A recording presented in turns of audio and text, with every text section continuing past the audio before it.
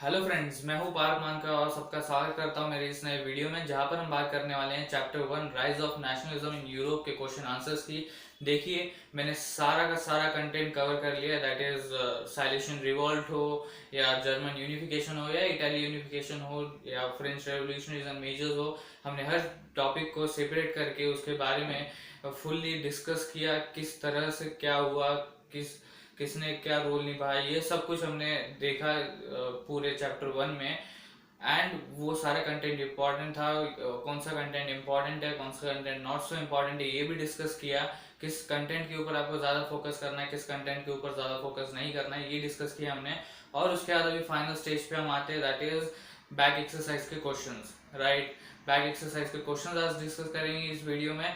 अब आगे बढ़ने से पहले कि किस तरह से वीडियो के थ्रू हम पढ़ने वाले, किस तरह से आगे बढ़ेंगे, उसके पहले मैं आपको सबको एडवाइस देना चाहूँगा कि अब मैंने अपने साथ एक बुक कैरी करके रखी, दैट इज एसएसटी की हिस्ट्री की क्लास 10th की बुक, जिसमें पेज नंबर 28 पे क्वेश्चन आंसर्स दे रखे हैं।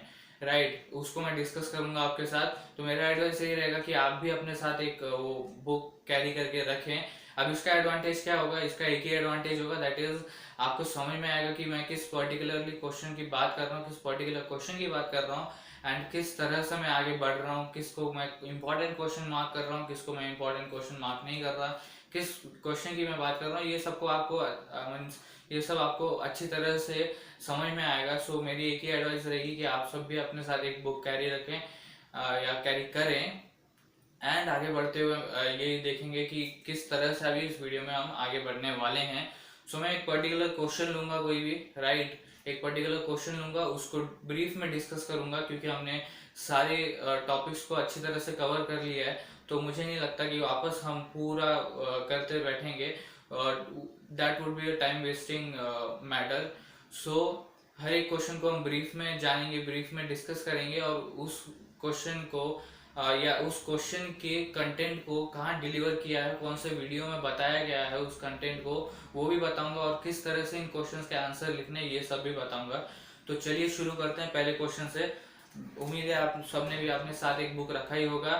सो पहले क्वेश्चन से स्टार्ट करते हैं। पहला क्वेश्चन है राइट इन ब्रीफ में।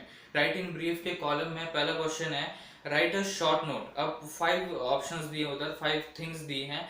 गिसेबी मैजनी, डी कैवोर, वो जो प्रेसिडेंट थे, सॉरी प्रेसिडेंट नहीं, मिनिस्टर थे, and then Greek war of independence, Frankfurt parliament, and the role of women in national struggle. अब देखिए, सबसे पहला हम डिस्कस करते हैं गिसेबी मैजनी के बारे में।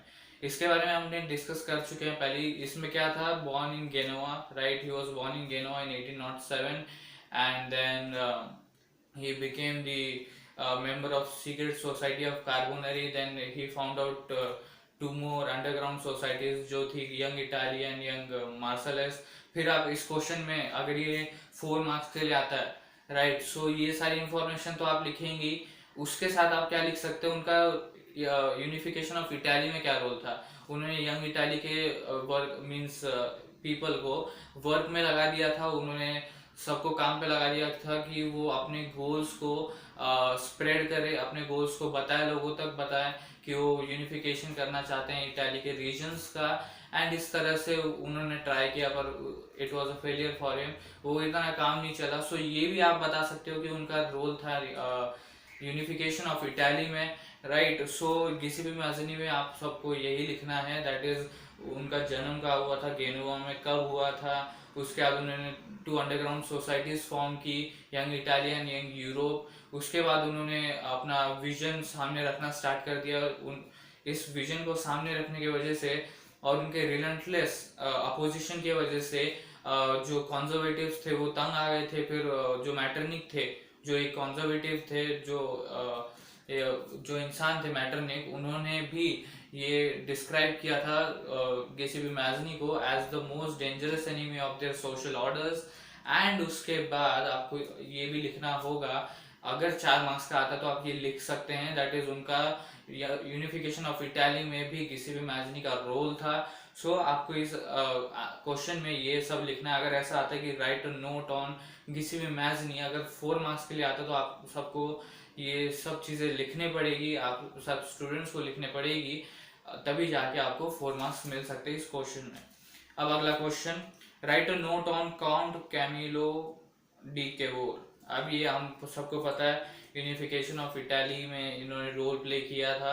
ये मिनिस्टर थे, राइट, चीफ मिनिस्टर थे, एंड इन्होंने रीजन को ऑक्यूपाई करना, मतलब ऑक्यूपाई मीन्स यूनिफाई करना स्टार्ट किया। फिर उन्होंने उसके बाद आता है किसी भी गैरिबल्डी का, जिसका हमने देखा था, राइट। सो कैवोर के बारे में आप सबको यही लिखना है, आप लिख सकते हैं।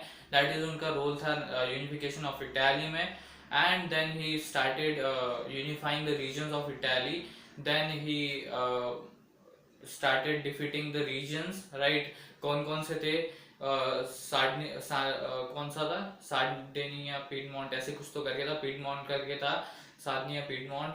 उसके बाद साउथ एरिया था, नॉर्थ एरिया था, देन सेंट्रल एरिया था जो पोप्स का था, पैपल स्टेट, राइट। सो ऐसे ऐसे करके उन्होंने स्टार्ट कर दिया यूनिफाई करना। फिर किसी भी गैरिबल्डी है।